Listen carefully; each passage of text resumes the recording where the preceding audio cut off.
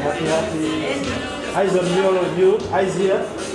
So the podcast Her Way, the intended objective was to, it's one of those things where you don't know it unless you see it, right?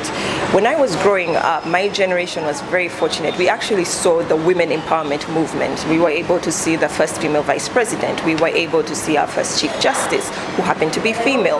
We have a president who was fully behind supporting women. Uganda actually has one of the highest percentages when it comes to women's representation in politics.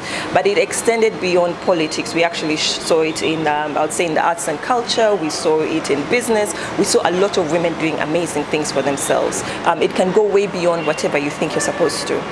One of the things that I did with a separate group when we went to Makerere University to talk to the, I think it was the drama department, is after we had a talk with the young girls there, that we had some of them come and talk to us and say, you know, I didn't think what you're doing was possible. And I was questioning, like, well, what do you mean what I do? I said, well, I didn't know women could direct, that they could write, that they could actually edit, all these things. This is just 2019. This is not that far back when someone actually, a young lady told me that, because she already felt that pressure of, I know that I have, once I leave university, I have to get married, I know I have to have kids, and I'm not going to be able to balance. I even saw it amongst our own fellow comrades in media, who had to balance being the family person at the same time also being the professional person.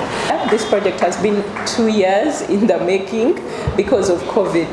I'm going to share a bit about Project Girls for Girls. And Project Girls for Girls was born out of Harvard University when a group of women who were in 2016 doing their masters in public leadership decided to share some of the ideas that came out of the program that they were doing. And so these ladies came from Iceland, from Uganda, they came from the USA, Malaysia, India, Pakistan. And one of the critical things they saw is that from the spaces they came from the countries, the continents they were from, they realized that they had one common challenge. There were few women in public leadership. So behind it as well, pushing from the sidelines.